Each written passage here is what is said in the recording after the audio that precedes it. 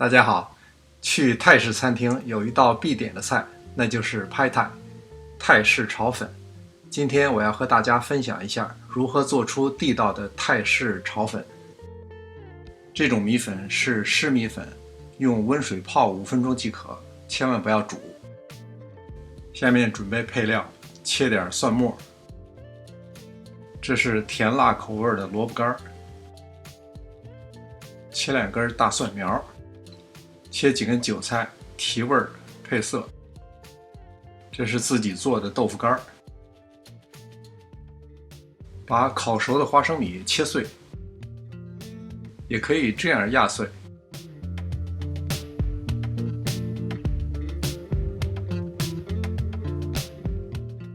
把2块鸡腿肉切成细条，这道菜用鸡胸肉炒反而不好，会比较柴。另外还要准备的豆芽和大虾。下一步是最关键的兑汁儿，3汤匙鱼露，1汤匙米醋，1汤匙青柠檬汁，2汤匙白糖，2汤匙拍泰酱，这是最关键的。适量的烟熏辣椒粉，喜欢辣的可以放辣椒酱。把这些调料拌匀备用。准备工作做完以后，接下来就容易了。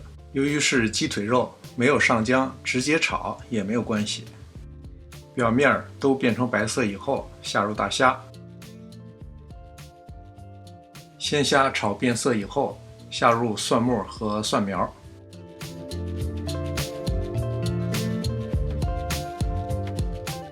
再下入豆腐干和萝卜干，继续煸炒。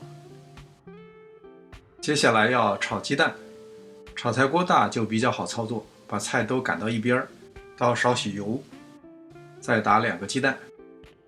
这种炒法有一个名词，就叫懒省事儿。当鸡蛋炒熟以后，就可以和其他菜混在一起。接下来就可以把控干水分的米粉放在里边，再把调好的汁儿倒在米粉上。